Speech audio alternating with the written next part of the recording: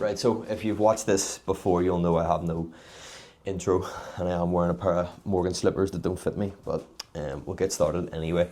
Well, mate, how's things? All good? Not too bad, mate. All good yourself? Yeah, not too bad, not too bad.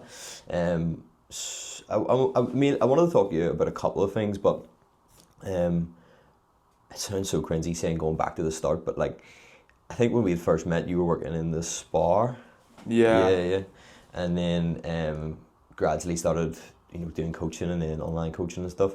But the main thing I suppose I wanted to talk about was how did you start coaching? Why did you start coaching? And how did you get it to the stage where you were able to leave the job and do it full time?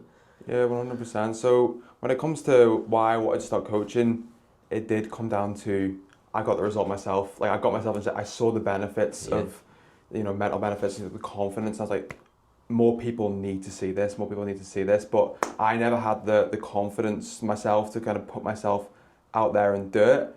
It wasn't until I had a conversation with, Daniel Dorgan in the gym. Yeah. He was the one that gave me that little bit of self-belief to go and start the coaching and start put myself out there a little bit. Mm-hmm. And it did all start with me. I want to help people out here. Did my PT qualification down at ECA, and then the big thing was that first video that got posted, and then I posted that first video, got over that hurdle, and it just kind of kept on rolling. But I just wanted to help people out. I know that everyone says that. Everyone goes, I wanted to get into the coaching for helping out, but generally that was the reason why. And for the first kind of 5-6 months, nothing, absolutely nothing, because growing up, I was shy. No one really knew who I was. And I just kind of went, I'm a coach now, no one trusted me, no one cared. So I was just posting every single day. I did it every single day, 8 months, nothing. And then it just started picking up 1 or 2 people here and there, trained, family members, did a lot of stuff for free, posting for free. And then I thought, I need to get a job on top of this, because it was like nothing was happening. I need to get a job here. And then I ended up getting a job in the Spar and doing them both at the same time. I'll be honest, for people that want to do this, you probably need to accept social life, other things going on outside it, it's not going to happen. You have to pump everything kind of into it. So that's exactly what I did. I put my life into it for about 6-7 months. Where I was up at 4 o'clock in the morning, gym for 5, and I worked 7 till 3, and then afterwards was my business, and I was working on that. And a lot of the stuff I did for free, and it was pumping out free content, pumping out free things for everything. Coaching people for free. Coaching people for free, whether it's my brother or whether I just took someone on and got testimonials to kind of post out as well. And then I was just building it up nice and gentle, and then it got to a point where I was, earning probably the same amount, a little bit more from the coaching, and then it was comfortable, obviously, having the same income from, comfortable having them both there. Double income, And then it was Daniel again that kind of went, you need to kind of burn the boats and burn the bridges and kind of go full in on this, because imagine what you can do if you had all of your time to do that. And he said, he whipped his phone out in the Spar in Mollusk, and I was like, I always remember this, whip his phone out, go to this, when are you leaving this job? I said, right, it'll be pretty good, before the end of my birthday, get out of here. And I was like, said that in the middle of the thing, and he helped me through that, and then a couple months later I was gone. But that was the main thing that kind of got me out. It wasn't just kind of, it was more doing things for free, which people don't tend to do anymore. I think it's kind of weird that I still do that. That I kind of do things for free, whether it's talk in my DMs for free, whether it's give free advice, and that was really it that got me out there and working that. But yeah, it's a tough one. It is tough. I think if you can get a result with someone who's being coached for free, I think it's so much easier when someone actually pays. Like, it's actually hard to get a result for someone for free, because sometimes there's no commitment, because they don't. It's just for free. They don't value it. Especially when it's a family member. It was a cousin and my brother that I ended up coaching for free. And because there's no skin in the game for them, so it's kind of like I was just pushing them a little bit to kind of get that across the line. It's hard coaching family and friends. It's very hard, because you can give that accountability, but like, it's not taken as seriously, because you are close and you do know each other well. So I think a sign of a good coach is if they've got their family member in shape, big time. But yeah, a lot of people don't do anything for free. It's like straight straight sales, straight give me the money first. Yeah. But I'm the same. I like to talk to people first, show them a bit about here. This is like what it actually looks like in the inside. Here's a taster of it, and then you can make your decision. But any coaches I've inquired to, it's pretty much like money up front first, and then coaching later on. But Daniel Dargan's one that comes up. Like I've only done 5 or 6 of these podcasts, but like everyone's been like, Daniel pushed me to do this, and then he helped me to do this. He is a big motivator. To be fair, and he does want to see other people win, which is class. But no, I love to see that sort of stuff, because I remember like you were relentless with the videos. Like every day in Rev, I'd be like, you'd just see you over in the corner with the notebook and the tripod out, and I was like, yeah, he's definitely gonna do it, because he just does not stop every day without fail. I think that's important for like getting a fitness result too, is being able to eat shit for a while with no return, and then you get the result. But I also wanted to ask you about, because ever since I've known you, you've always been in good shape. Have you always been into training and been in good nick, or like when did you start taking it pretty serious? So growing up, I was always into sport. I played football from a young age till about 16 before moving over to Northern Ireland, and then we went more rugby kind of focused. Yeah. I've always struggled probably with my weight. I have got a big appetite. I do. I love food. Yeah. And I was always, if you looked at photos of me growing up, it's always up and down. Sometimes I'd be really skinny. Sometimes I'd go up and down, up and down, up and down. And then when you go and play rugby, it's just all about, having size, and you just want thing behind you, because if you don't have it, you're done. Yeah. So in that first year when I started playing rugby, I put on about 20 kilos. That was like in a year. Yeah. None of that was, a lot of that was fat, and looking back it was, yeah. I was eating very unhealthy food. It wasn't great at all looking back. Dirty bulk. There was no strategy. It was just kind of eat everything that I possibly could. Get calories in at all costs. And then what happened is my mum took a picture of us on holiday, and I looked at that picture and I genuinely was like, what the, because I never used to look at myself. I never used to take my top off anywhere. And I was like, nah. Yeah. I looked at that one picture and I was like, that's it. Yeah. That was the game changing thing for me. And then I did do the extreme approach of, dropping the calories really, really low, and just kind of flipped my life 180 and did 8 weeks where I lost like 12 kilos in 8 weeks. And that's what really got me into it, because then I went back to rugby that season, and they were like, what the fuck's happened to this guy? He's gone from the unfittest in the team to the fittest in the team in the space of like 3-4 months. Yeah. So that was my kind of, I really enjoyed that. And it pushed me a little bit further.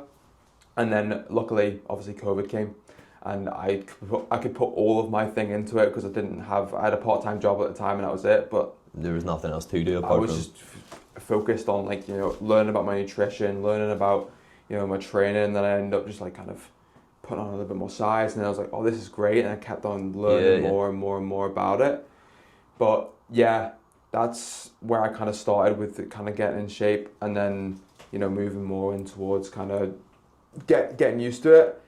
I'll be honest, the main reason why I've been able to stay in shape for so long is that I don't overthink it, and when I do overthink it, that's when my results get even worse. When I start looking and overcomplicating things, when I think back to what did I do back then that really worked for me, it was really not really focusing too much on the outside noise of what other people were kind of talking about. It was just more, I was just focusing on the basics. I just knew, right, I need to eat these sort of foods, I need to make sure I go in the gym and just keep it simple. I do liken it's like a caveman. I'm just going to go in, lift weights, get stronger each time, do. I think people overcomplicate it in that sense. I do find when I do overcomplicate it, that's when I kind of, I'm like, oh, should I be doing this? Should I be doing that? And then you get that decision fatigue, and you're like, oh my God, there's so much going on. And that's probably why I've been able to stay in shape for so long. And it's been 6 years now. And I've never really looked out of shape, even though my standards have probably got a little bit higher, and I look at myself going differently. But that's keeping it simple. That's my thing. Even with food, I think a lot of people complicate it quite a lot. Like I could never stick to my calories if I tried to change everything every day. Like if I was like, right, okay, I had porridge yesterday, so today I have to have like maybe an omelette, and then for lunch yesterday I had like a beef salad, so today I'm gonna have maybe like turkey burgers and chips. And if I'm guessing every day, not guessing, but if I'm having to do the maths every day and be like, right, so that means I have this many calories left now, and then I would just, it's too much decision fatigue, it's too much to do on top of everything I'm already doing. So I just keep it all pretty much similar. I know that if I have a 300 calorie breakfast, 400 for lunch, 200 for snack, I know then when I get home for dinner I have 700 or 800 left, and I can have 100 or 2 calorie snack, and I can look at a plate of food and be like, that's how much is in this. I know when I'm taking the piss, and it means I don't always have to track. If weight doesn't do what I wanted to do for a couple of days, then I'll be like, right, maybe I'm being inaccurate, and I'll track quickly. But I think if a lot of people try and chop and change things, or 2 weeks in, 3 weeks in, if they're not really seeing instant results, they're like, right, is this program, is this split effective, and I think splits don't really matter too much either, to be fair. Like whether you do 3 days or 5 days or 2 days, as you say, as long as you get stronger, the lifts you're doing, things are going to change. And it fits your schedule, fits your lifestyle. If you, like someone said to me, oh, I've been trying to do 5-6 days a week, but sometimes it's 2, sometimes it's 3 days a week, and then I was like, well, if you can commit to 2-3 days a week, then just do that. Because I prefer you to kind of have 2 quality sessions in a week, as opposed to having 5 and then 3 of them are all right, and the other 2 are flipping terrible. I much prefer that consistency, and that's one word that I use a lot. Consistency would be of just having that consistent starting point. Yeah, people confuse consistency with perfection, but because they would think like, okay, it has to be then. I have to be consistently doing 5 sessions, 1 hour each time, with hitting my steps, and that's what consistency is. But as you put it perfectly there, like it's about doing what you can actually stick to. But I say that all the time as well. Like I would rather you do 2 30-minute quality sessions each week than 1 90-minute session every 3 weeks or every 4 weeks. Like I'd rather you have that regularity there. But you were saying about you went pretty aggressive with your cut the very first time. What's your opinion on going aggressive comparison to taking it steady and slow? I think it depends on where the person is at, especially if you've got a lot to lose. I can see why aggressive works really well to start off with, and you can go a little bit more aggressive when you first start off. But I do prefer the more steadier kind of approach with doing it, and because of the whole preserving muscle mass and kind of your life sucks when you're on really low calories and you're just miserable the entire time. And then when you find you were more aggressive, you do find you cut out certain like macronutrients. Like I dropped my fats unbelievably low, and I end up kind of ruining my hormones. And that's one thing that I did want to put in there with the whole consistency and perfection thing. I have made every other mistake on this one. People think that I'm perfect with my diet all the time. People think I'm perfect with my training all the time. That is not the case. Even though I have been in shape for so long, that is definitely not the case at all. I've definitely gone through stages where I do mess up, but the one thing that I do come back to every single time is what I do when things go wrong. It's always, right, how quickly can I get back on track? That's my main thing with that. But going back to the actual question of more aggressive, I do think there is a phase where you can go more aggressive, and then there's phases where, and it depends on the goal as well. If you do want to go down the bodybuilding photo shoot kind of prep, not my thing in my opinion, but if you do want to go down that kind of approach, then you do need to be a bit more aggressive with it, and it's for a short period of time. But my big thing is, how can you do it for the rest of your life? It's definitely, if you have that approach you can do for the rest of your life is way more important for me.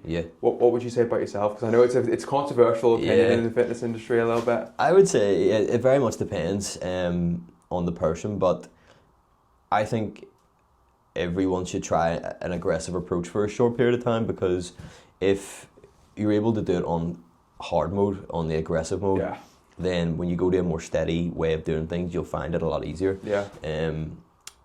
So I think from that perspective, it's like you try it at the hardest level, and then if you feel that, you can always make it easier. I know other people would do it the opposite way, where they would start off steady on easy mode, and as they grow their confidence, then they would start to get a bit more aggressive. But I don't know, I've always been a fan of shoot for the moon, land in the stars kind of approach. Because if someone blows their calories by 200-300 and they're already on an aggressive cut, it's still a deficit. But it's about reminding them that, like, you know, we're not really expecting you to actually hit this. But yeah, I think it could be. It depends on the person. Some people, I think, need that quick win week on week to actually get momentum and Especially motivation. Start, And some people would get quite bored seeing, you know, half a pound or a pound coming off each week and no real changes. So yeah, it probably just depends on the individual. In an ideal world, I think steady is best, and more likely to maintain mass, and as you say, hormones aren't crashing all over the show, and you can still enjoy things without being miserable. But yeah, I suppose it's that balance that I think, because some people, I definitely found, it's like pulling an elastic band. When you pull it too much, then it just snaps you straight in the face, and you're in that overeating kind of cycle where you're doing really, really well with the lower calories and going more aggressive with it, and then you're doing all this cardio and it's great, but then you're hungry all the time, and then you end up just kind of going. I've done that where I've just out of deficit. Food noise is just sky high. It sends it, and I'm just kind of like, and then when you go over on your calories and go massively over the top, you then go, oh shit, and you self-sabotage, and then you end up going, I need to do more cardio, I need to do lower calories, and then it's that game of doing that. I've done it, so I've done it before. It's not great. Yeah, the results are really, really good when you do it aggressively. I lost 14 kilos in 14 weeks, amazing. Yeah. But then it was more of the aftercare after. That's what kind of ruined my kind of flow afterwards, 100%, and it's probably ruined the majority of my 2025 in terms of my training, in terms of my diet as well, because I spent loads of time fixing all of the problems that I basically created when I went on that really low calorie thing. So that's kind of that's something I always say is the part after the diet finishes is the hard part. But that's one thing I always say. A diet in itself is unsustainable. Like, it's not meant to be done forever. It's controlled starvation at the end of the day. So, but the part after the diet, the aftercare to kind of reverse out, is probably the key part. But yeah, with like even with the tail end of that photo shoot, you were talking about like food noise and stuff. I never crave a takeaway or any type of greasy food. I'm not a sweet tooth person. Like, I haven't had a birthday cake in like 5 or 6 years. I really don't like cake or donuts or cookies. But I found myself like in the last 3 weeks, like just on TikTok looking at like cakes and like watching people doing food challenges and stuff. And I was like, oh, I can't wait to do that now. And I would never, like, I'm happy to eat what I usually eat. But like, I was walking in Tesco's and looking at the donuts and stuff and being like, just let me smell one. Like, it was probably the first time I experienced such a real high level of food noise. When you start, it's like so hard to stop when you it's like uncontrollable when you do eat. It's just like you want to stop, and it's like you feel like shit afterwards. But it's just like, oh, I just keep on going, and like it's not a great place to be in. But yeah, like you said, sometimes it's a means to an end, and it gets you towards there. But yeah, the aftercare is way more important. Yeah, big time. And like, what type of clients would you typically work with? Like, would it be people who are interested in doing like photo shoots and stuff? Is it people with, you know, issues in their relationship to food, or like what type of person would it usually be? People just starting the gym, or? It'd usually be around people that are around 1 to 2 years. They've been going to the gym, they've had all the newbie gains going in there, but they just seem to be kind of stuck in that plateau stage after the first kind of year. And what I like to do with my clients is go in there and just start to level them up, not take them from 0 up to 100 to where I currently am, or even further beyond. Just them small little steps, step by step, and small little improvements. Starting off with like kind of focus on what matters, calories, you know, protein, steps and all that. Then you go on food quality, then you're going up, and then you're focusing on like meal time and stuff like that. That's kind of where I kind of thrive, because that's where I really struggled, because after the first year of training, I had a little bit of newbie gains, but it was actually when I started learning a lot more about calories and learning a lot about stuff, that's where I kind of thrive, and bringing people up there. And ever since I started training, I've had this obsession with kind of like, you know, that lean aesthetic kind of look, not overdone too much with muscle. That's why stayed away from the bodybuilding kind of scene. Yeah. Because I don't particularly like that. I prefer kind of having that lean muscles in the right kind of areas, and that's where I've kind of deep dived into, and basically how to make it a lot more enjoyable, because there is this thing in the fitness industry that if you want to get lean and if you want to stay lean, that you have to kind of, your life has to kind of suck with that. Having that, building an approach to basically suit the person and suit the client's individual needs and their lifestyle. That I enjoy doing that. And what about yourself? It's a mixture of people I would work with. A lot of people who have issues with like relationship with food and maybe binge eating. I also work with people who want to do photo shoots and things like that. Like we had 11 last year, we have another 11 this year doing photo shoots. People who want to do marathons, and then got a couple of older folk who just want to increase longevity and functionality as they age. I would say a lot of that comes from the background in rehab, maybe. But yeah, it's a varied mix, I would say. But just as you said, my whole approach is like, not 0 to 100, but like if your diet's currently like a 2 out of 10, can we get it to a 3 and then a 4? Like I had someone this morning who, like previously, this is the way I look at it, like 2 weeks ago, before she only just literally started, 2 weeks ago, food was just shocking all over the show, quite awful, wasn't tracking anything, just quite bad quality and quantity wise. And she had Monday to Friday was really good, and then Saturday, Sunday of this week was pretty not good, and so she was panicking. She was like, "Oh, fuck this up," and like, I just couldn't stay consistent with it, and I was like, "Oh, this is class because you've done 5 days out of 7. Like you were doing 0 out of 7 before. 100%. It's gonna lead you to a better position. Not in time to like be able to try and increase that, but for now, like even if next week's the same, like I'd be happy with that. Rather than trying to go fully all in. So I think no matter what type of client you're working with, it's good to have that approach, definitely. But I remember you were saying about about that athletic sort of physique, and I think that's what a lot of people want. There's very few. It's a very niche area. Very few people who want to just be massive. Yeah. Like a lot of people, when they think about a dream physique, are thinking about like an MMA fighter physique, or like even like a footballer sort of physique. They're not really looking Ronnie Coleman style stuff like I've gone a lot more into it at the minute, talking about especially a few actors like Daniel Craig in Casino Royale, you know, just that kind of not overdone physique. It's just like it's lean, it's not too lean, but it's just kind of like, you know, they've got muscles in the right areas. You know, Brad Pitt and Troy's another one. You know, Christian Bale, American Psycho. I've really started leaning into that because you just look at them and just go, that's that. And you feel with the you started out in, well, I don't know if you started out in, but I remember you had a goal before. Was it a sub 20 min 5k or something you were training for? Yeah. And was it the first time in a while you'd started adding like more cardio stuff into your training? Yeah, that would have been because when I finished up playing rugby, it would have been 2020 after COVID. I probably went more down to the weight side of things and kind of neglected a little bit with my cardio side. And then I kind of just went, you know what, I'm going to go completely flip 180 and go, yes, right, I'm going to set a goal here and go off and do it. And go and do the running. I'm doing a lot more cardio.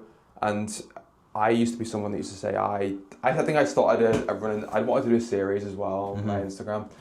And I think the first thing I said, I absolutely hate running. I'm doing this just to prove that you can do something that you don't like, and you can't go off and do it. And that helped me a lot. I learned a lot probably more mindset wise as opposed to I did with fitness wise, because I got in really good shape and I was really fit. But it's just that mindset, a lot of like David Goggins kind of stuff. Like keep on going, and just pushing that. Like I said before, I probably pushed it a little bit too far because I was probably doing way too much. Because I am someone that's very all and often. Like if I find something that I'm interested in and I'm fully in. So I was doing like 4 gym sessions a week. I was doing 4 runs a week. And then that's on top of trying to run a business on top of it as well. In a calorie deficit with the low calories. That probably didn't help me out too much. If I was looking back, if I would have done it a little bit more different, I would probably reduce the gym sessions a little bit, give myself a little bit more food as well. It's going to help with the recovery. but it was good to kind of mix it up a little bit. Yeah. And I know in the fitness industry nowadays, the hybrid athlete is massive, and people want to do both. They want to get amazing at running. They see the likes of Nick Bear and all that going around running marathons and being jacked, and they want to do that. I think it's a good phase for a lot of people to kind of get involved with. And I definitely had a couple of clients that are into their running and they're able to stay in shape as well. It's like it's not like it's a barrier. You can't build muscle, or you can't have a decent physique while being into like doing cardio as well. So I think it's a good thing. Big time, yeah. I think I went through a phase where when I stopped boxing, it was just weights, and I was probably doing like 6,000 steps a day, but I was doing 5 or 6 weight sessions. Like it was either push pull leg upper lower or push pull leg repeat. But zero cardio, 6k steps roughly every day, and I just started piling weight on. My eating wasn't great either, but I remember going for a 5k and like it was just, I don't even think I completed it, like, but everything just felt heavy. My legs just felt like bricks. My chest and stomach were like bouncing as I was running, and I was like, I'm in my head I was like, I'm someone who trains, so I'm fit. Yeah. But I wasn't. I couldn't run at all. But I think I seen something the other day that said the phrase that cardio kills gains has caused like so many premature deaths because a lot of people just avoid cardio. Yeah. Because they think they're gonna, strip a load of muscle away. But as you say, like, so simple in a way, like, are you getting stronger each week? If so, good. If not, then look into your recovery, look into your fuel, sleep, etc. But I the reason I brought that up was about talking about the athletic kind of physique. I've definitely always felt better physically and mentally whenever I've been including a bit of cardio in my week. Sprints or running or Stairmaster or whatever. 100%. I'm a massive fan of I'd be more steps over cardio at the minute. Mm-hmm. Even just I won't drop below 10,000 usually, and that's for me now. That's like natural. Yeah. Like I just walk around naturally and get around 10,000 steps. But I definitely do prefer you feel a lot better when you're moving a little bit more. Yeah. And when I am looking to get a little bit leaner, I will throw in some lower intensity activity just to push that along even further. Yeah, steps are one of my favourite things to do. I love it. I absolutely love going for a big long walk with a podcast in or something. I'm actually doing a challenge starting tomorrow. I'm going to post about it today. I'm doing 1 million steps in 30 days, which is nasty. That's gonna be interesting. Yeah. I'll be looking forward to that. I'm also going to add, so I'm doing it for a charity as well, Hope in Belfast. They're a homeless charity, but I'm also going to add £10 to a pot every day, and at the end of the 30 days, if I don't make the 1 million steps, then I'm going to give the money that's in the pot to someone who follows the page. So yeah, going to make it a wee bit of a series, and there'll be a link and stuff in the bio to donate to it. But yeah, it works out about 36,000 steps every day for 30 days. Like yeah, that's gonna be intense. It'll be like from a physical standpoint, I think it'll be really doable. It's just time. Like because when I was doing, I got up to one point where I was doing like 18 to 20. Yeah. That was just time consuming. I was doing a load of my work on a phone or a laptop, just on a treadmill, just walking the entire time. And the thing about the treadmills too, the home walking pads. Like if I go, I don't even wear my watch right now, but if I walked an hour on like outside, it would give me like 7,000 steps. If I walk for an hour on the treadmill, it gives me like 4. Yeah. Like for some reason it calculates it a lot less, but I'll just have to get up early, get a good 2 hours of walking done before I start work, and then maybe cut my gym sessions down a tiny bit to get more walks in, and then add in a few runs. Yeah, but one way I love getting my steps in, I'm so creative when it comes to it. It's just like, it'll be in between sets, I'll be walking around the gym. Yeah. When I go to Tesco, I'll literally park in the furthest possible parking space and walk. It gives me an extra couple of thousand steps. It's so, I like to get creative with it. I like to tell my clients, bro, if you can't do 10,000 steps, they start doing this, and they go, oh shit. So it does add up, yeah. Yeah, I was like, holy. Yeah. Just by doing the little small things. Because people do think when it comes to walking that you have to go out and, flipping walk 2-3 hours a day, and you have to go out and intentionally go out and walk. I had someone comment on one of my YouTube videos saying, how do you have time to, if you've got kids and all that stuff like this? One, bring the kids with you. You can go out and walk with the kids and get them involved in the activity.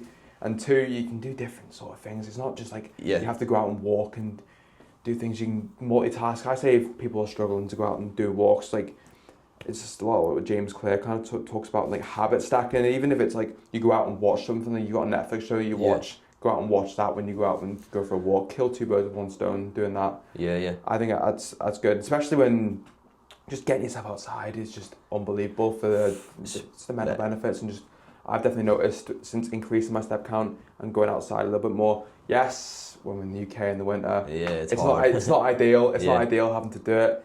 Sometimes I just have to get the headphones on, get the coat on, put the hood up, and just have even a podcast or some good music in there just to get out and do it. But it's unbelievable just for even the mental benefits I've definitely found since just going outside a little bit more. My car has been broke for like 8 weeks, and it's a really easy fix. Like, and my uncle's a mechanic, so it could be fixed like tomorrow if it really need to. It's probably fucked now, like, because I have left it so long. But I've used it as an excuse to walk everywhere. Yeah, that's great. And I actually love not having it in a way. We went for a walk at the valley yesterday, which is maybe 5-minute drive, 15-20 minute walk. We usually would have drove there and then got out and walked. Yeah. But instead we walked there because Morgan's car battery died as well, and walked back. And then, like, even for my haircut, which is England normally, it's like an hour walk, but I was like, I'll just leave an hour earlier and go for a walk up there. And I know some people don't have the time to do that, and I can work from my phone, so then I can use that hour to work. So it is a bit different, but there is so many opportunities. I say to people, like, if dinner is going to be ready in like 5 minutes, don't underestimate walking 3 minutes away from your house and 2 minutes back. Yeah. Like, 5 minutes adds about 500 steps. So doing that before and after dinner, it's an extra 1,000 steps. And it only takes 10 minutes out of your day, big time.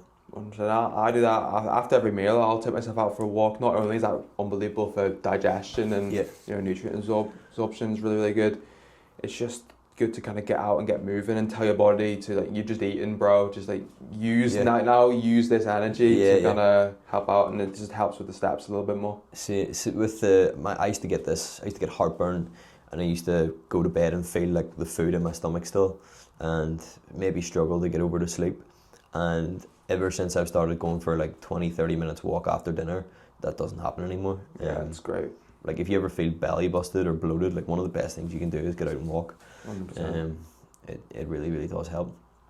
But what's the goals with training at the moment? Have you anything right now working towards? Nothing too major. I mentioned before about how I basically just ruined myself for 2025. I think I did lose a lot of strength, and I lost a lot of I didn't lose a lot of mass. I've still got a decent amount of muscle, but strength on exercises I've definitely noticed have gone completely down. I was obviously due to me cutting all the time, and then, not actually going into an actual gaining phase for a year or two. Now at the minute, it's just rebuilding the strength on a lot of my exercises and staying in a period of time where I am at around maintenance calories, probably in a slight surplus. Yeah. But build a bit of that strength back up again, because I'm only training three days a week at the minute. I'm definitely looking into a lot more of the minimalist kind of approach with my training at the minute, which is I have enjoyed, because I did used to be the guy 5-6 days a week. I love the gym, and I always have loved the gym. Mm-hmm. And I stopped enjoying the gym, which was really, really weird for me. I was like, whoa, around the middle of last year, like May time, I was turning up to the gym, and it just turned into like a bit of a chore. Me doing it, I really didn't like it. I wasn't progressing. I was like, oh, it really sucks. And then I thought, you know what, I'm going to get into the hybrid athlete. I started doing all this high intensity stuff. That didn't really help me out either. And then I started following different people who says you don't need to be in the gym 5-6 days a week. You can be in 3-4. Yeah. So I dropped it to kind of 3. I was like, oh shit, this is actually working really well. Yeah. And now I'm training after this. I'm buzzing. I've not been in the gym since Friday. I was like, I'm buzzing to get in there. Yeah. Buzzing to get in there and train.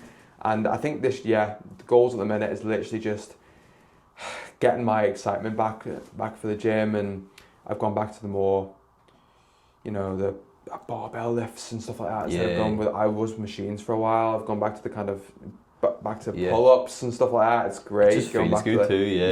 Yeah. Like you could do a seated shoulder press on a machine, or you could do a military press, like a standing military press, which just feels like pushing heavy weight above your head. Like that just feels unreal. It's great for the ego. Maybe not as like optimal, and you maybe can't push it to failure in the way you can a machine, but like it, even a deadlift, like a lot of people say it's not the best exercise for building muscle. I would say as long as you get stronger on it, it's fine, but it just feels cool pulling heavy circles from the floor like that. It's unbelievable. And you could say the same with a lat pull down. Like, yes, a lat pull down you can probably take a bit more to failure, and it's less setup time and stuff than, you know, weighted pull-ups, but again, it just feels cool. There's nothing better than having just like a weight in between you. You're able to pull it up, do a little reps with like your body weight plus an extra 10, 15 kilo added on top. I think it's really good though you're doing that 3 days, because tons of, and I see this all the time, PTs and stuff would be like, you can get in shape doing 2 days or 3 days a week, and you know, without doing endless hours of cardio and training for 35 minutes, etc. But then they themselves are doing 6 days a week, an hour cardio a day, and their sessions are 90 minutes long, and it's like, well, prove it then, go and do it. You got to practice what you preach. Like, and they would probably shit themselves if they had to go and live like that and do 3 days a week. They'd be really afraid of losing muscle and stuff. But I was always 5 and 6 days. I've cut down to 4 now, but even from a time perspective, I'm thinking now, just talking about that, like 3 maybe would be. Yeah, because I'm only in the gym for 45 minutes to an hour as well. I only do 4 or 5 exercises, 2 to 3 sets. Mm-hmm. It doesn't need to be.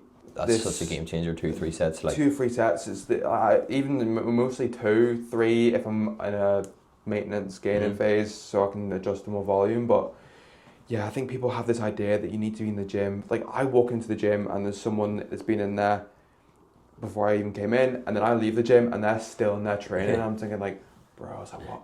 It's not always more is better, and you need to be in the gym 2 hours and, you know, doing all this volume. And it's just, and you walk out the gym completely wrecked, and you think, I've had an unbelievable session here.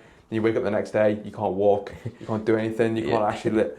And then you go and my whole thing is being able to, you get stronger by, you know, going in every single time and adding a little bit of weight, adding a little bit of reps.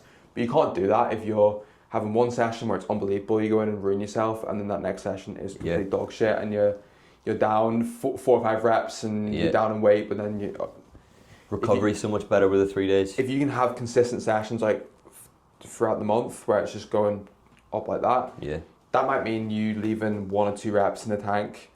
But if you're getting stronger, that's the aim of the game. If you go, I went to complete failure on 1 set, but then I went in the next time and I couldn't even hit failure, then it's up and down. You end up just losing that motivation for it and losing that kind of drive to wanting to improve, because you're like, oh my god, I'm going in wrecking myself, and then, you know, going back in again, and you're not getting anywhere. Not getting consistent kind of progress. Big time. And the even with the 2 sets as well, like I used to always have 4 sets, sometimes 5 sets, and I get it from a lot of people that join, like when they get a program and there's like, you know, maybe they start off with lots of sets of 3, 1 set of 2, and I've actually had someone recently say like, is this meant to be 2 sets? It's like, I've never had a program with 2 sets in it before, and I was like, for me, what I find is if I have 4 sets or 5 sets, you do sort of subconsciously hold back a wee bit, because you're like, I've got so much more to do. Whereas if there's only 2, it's like, I need to empty the tank on both of these. Yeah, because if you waste the opportunity of having them 2 sets, then it's gone. It's gone. Then you just have to go in with an actual intention. And make the session. I find you get a lot more quality sessions when you do that. The quality is way more important to me than, you know, the quality of stuff. You can do 20 sets and it can mean half the amount of if you go in there and do like 4 or 5 sets, 100%. Yeah, big time. Junk volume, just really.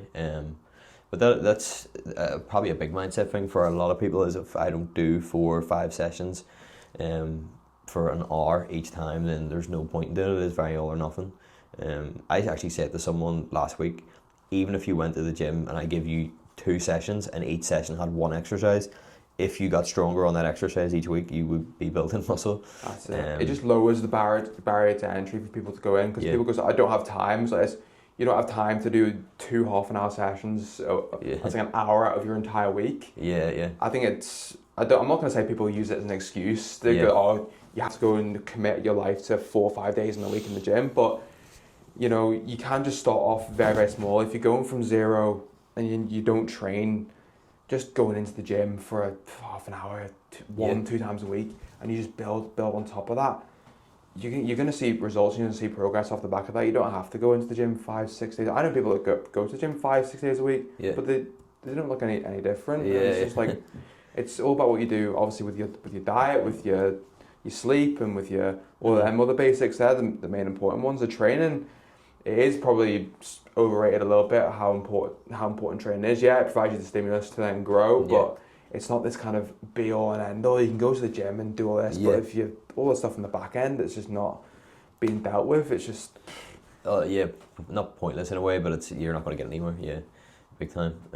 That's so true. I know a lot of people that go 5, 6, 7 days, and you look at them, and then a year later they look the exact same. Yeah, nothing has changed. Like, what's going on here? The thing that was probably a position I was in. I thought doing the gym was enough. Like, I'm going to the gym, so that is enough. But as you say, there's so many other aspects to it that actually make the difference. Final 2 questions. If you only had 5 exercises to do for the rest of your life, what would they be? This is a good question. Because maybe if you asked me this question about a year ago, I would have said something completely different. Yeah. So I would definitely have a lot more of the kind of the barbell kind of approach in there. Mm-hmm. I would probably have an incline barbell press. I would have pull-ups would be definitely in there, weighted pull-ups. You're going to have a leg exercise in there. I've always been a massive fan of squat. Barbell squats have always been one for me. I've really, really enjoyed it. And I definitely would have that one in there. I would definitely have a lateral raise in there as well. The shoulders would definitely be one in there. I'd have a lateral raise. And then you'd have to have... Would you have to have an arm exercise in there? I've got 4 there. So I've got squat, incline press. Side raises, lateral raises. Yeah, pull-ups. Pull-ups, cables or dumbbells for lateral raises. I'll go dumbbells. I've always been dumbbells. And then last one, because I don't particularly like training arms, to be fair. I love training arms. Yeah, it's weird. I'm weird like that. Like, I never used to like training back until I started doing pull-ups. Pull-ups are the only back exercise that I enjoy doing. I love a single arm kind of lat pull down with like when you've got the machine in front. The connection you get in there is unreal. Last, what we go for? Because we've got chest, which will do a bit of the incline as well. I'm just trying to... I am going to go for an RDL, to be fair. An RDL? RDL, I do enjoy RDL, just to have it. So you got a decent mix. I reckon if you did them 5 exercises... Covered everywhere. You've got a good physique. Yeah. You've definitely got a good physique off the back. Because even the pull-ups would hit a bit of the biceps. Yeah. You get a little bit of incline with the triceps. You have the arms there as well. Yeah. I'm gonna flip it on you as well. If you had to pick 5 exercises, what would you pick? Mine would probably be. I would have weighted dips. Oh, that's a good one. Pull-ups, weighted pull-ups. I would probably have a barbell squat. Side raises, cable side raises, and I'd have to say a standing calf raise machine, just because I can't leave out the calves. Yeah. I've neglected the calves there. I've neglected the calves. Yeah, that's probably the only area. Yeah, calves. I would have to include calves. But yeah, I think the squat hits everywhere. But then I would like a hinge movement in there too. It is a tough one. It's a tough one. Can we do like a hinge / calf raise mix sort of thing? Yeah, you could do that. You could do that. Make them exercise and do that. That's actually pretty decent. The hinge down and then calf raise at the bottom, like a donkey calf raise. And then second question is, if you only had 3, you'd eat the same 3 meals every day for the rest of your life. What are those 3 meals? Oh, that would be. I'd say if your calories change, the meals stay the same. You just adjust portion sizes. Yeah. I think currently what I'm doing right now would definitely be up there. I would have a yogurt bowl with fruit in it. Because I only eat two maybe 3 meals a day, I'll have big meals. Yeah. So I end up just doing like obviously Greek yogurt, frozen fruit, where there's frozen raspberries, banana in there as well, some dark chocolate. That'd be a staple meal that I would have. And then I'm a massive fan of your single ingredient whole foods. There, I'll go with sweet potato. Yeah. I'll do some red meat, whether it's steak, whether it's beef mince, and then I'm also a massive fan of eggs, so I'll have eggs in there as well with some, some greens. I'll have some broccoli and on top, and then especially last year, I got big into kind of the gut health kind of approach. So I've got some beetroot sauerkraut in there as well, obviously for the gut. It's unbelievable. So this is all one meal then? Yeah. So you were lying saying it was big. It is big time. It sounds very carnivore too, like eggs, beef, a lot of veg. Big fan of that. Yeah. I towards the end of the photo shoot, I started eating very much like that. Whenever carbs kind of got dropped, it was like egg white omelette, followed by like beef with peppers, like beef mince with peppers, onions, like a full bag of spinach, and a full bag of iceberg lettuce, and a few like wee kidney beans and stuff in there, and it was just massive. But it was like very low calorie. It was very fun. 100%. Because I'm obviously a massive fan of eating lots of like foods, like big for me. I like having them big enjoyable meals. I did find when I was having smaller meals that you're eating a lot more often, but I was getting to the end of the meals and going, didn't even fill a hole. But if that big meal I have in the evenings is great, so I'll fast in the morning. For the first 5 hours of the day, I'll just survive off coffee and water, just so I can have them big meals later on in the day. I definitely find that's a lot better for me. And then when I do have them, because obviously that's very single ingredient foods, people are going to think, oh, you eat healthy like that all the time.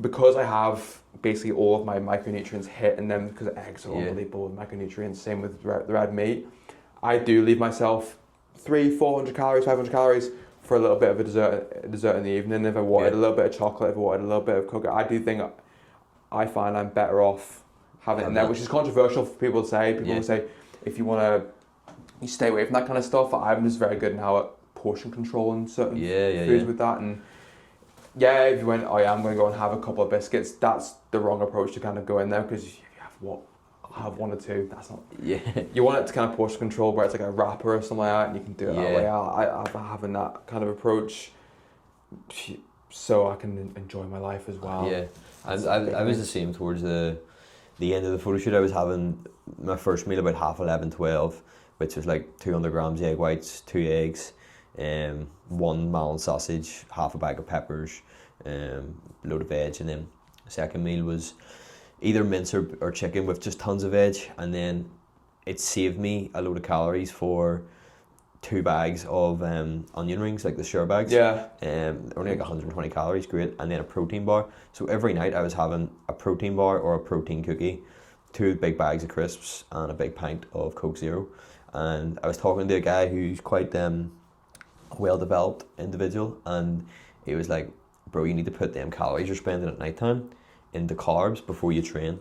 And I was like, that is a lot more optimal, and that would help me probably feel a bit less shit, but at the same time I wouldn't be able to stick to this if I didn't have that wee enjoyment at the end of the night. From a science-based perspective, probably better having the carbs before and after training instead of spending 400 calories on chocolate and crisps. But it made me sane, essentially. The adherence wouldn't have been there without that, I don't think.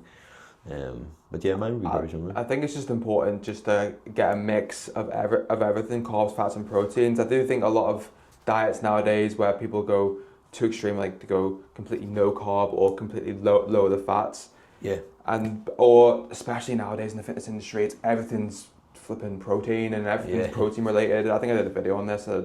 People didn't like it, but I was like, not everything needs to be flipping high in protein. Not everything. Once you get your certain amount of protein in, like, that's one thing that I've definitely noticed since reducing my protein massively from I was eating well over 200 grams a day, now down on about 150 grams of protein per day. I find putting more of it into, like you said, the carbs and the fats, that you just feel a lot better for that. And doing low carb, I did it for a little while. You see results pretty quick, but you lose the enjoyment of life. of life, and it's just really like, that's why I don't like the high kind of like the carnivore kind of approach. And it's just it's great, and you get to eat like a load of meat, a load of eggs, and you feel people say they feel great until they implement carbs back in, and they go, oh shit, it's like it's amazing. Like, what's his name, Paul Saladino, he did the whole carnivore kind of stuff, and then when he said, he brought in more fruit and more kind of carbs, it was just 10 times better. I do think, I did the approach for a while. Like I say a while, it was like 12 or 13 days. It was just meat, veg and fruit basically. So it was basically low or no carb. I did feel good for like 2-3 days, and then it was just energy crashes. I actually got a bit, the reason why I stopped it, I got a bit dizzy. I actually had to sit down on the stairs and was like, I actually don't feel right here. So in the photo shoot prep, I found it easier to take carbs away because the protein kept me full, and I wanted to keep fats there from a hormone perspective, nutrient absorption perspective. So I just reduced carbs, and whenever calories were coming down, it was like, I'll take this portion of rice away, or I'll take, this bit of bread away, and just cut the carbs down. But every probably third day, I had to have a high carb day to kind of make up for it. Because I couldn't have just continued on like that, otherwise I would have just been dipping 24/7. If you've never done a period without carbs, you don't appreciate them. 100%. I've done days where I think I did a challenge. I did that actually, where I just went completely zero carb. I was obviously really, really full because I was just eating protein and fats, and I actually got to the end of the day, I was only on like hitting like 2,300 calories, but I was genuinely sitting at the end of the day like fucking stuffed. It was just meat, eggs, and flipping a little bit of fish, I think I went with, and it's brutal. It gets you quick results and it'll keep you full, but it's like I said, I think the sustainability of it and the enjoyment, it's just not worth it. I always say that, what can you see yourself doing in 10 years time? Because if you see yourself gritting the teeth really hard for 10 weeks, it's great to get a result in 10 weeks, but why would you want to do something for 10 weeks to go backwards? That's it. See, like you mentioned at the start, it's that the after, what's going to happen after. What's your plan at the end of it all? It's all these people that do these massive cheat things after. I'm going to go out and smack 10,000 calories after. I'm like, well, what was the point of doing all that work to then obviously then just ruin it? And you can say that for a place of experience though, like, because you've experienced it too. Oh yeah, big time. And I definitely experienced it. I experienced it after the photo shoot as well. I flipped 7 days in a row of drinking and just eating everything in sight. It's all well and good sort of saying all this stuff, is actually doing it at the same time. And see, like 7 days after, like in the middle of these big like food and alcohol binge, I was waking up and I was like, I look better than I did on the photo shoot day. I was like, all these extra carbs and food, it's going straight to the tissue, like this is class. And then like 3 days later I was like, oh right, it's actually caught up with me now. And I look like shit. But no, wait, I think that is pretty much everything. Thank you very much for coming on. Thank you very much for having me.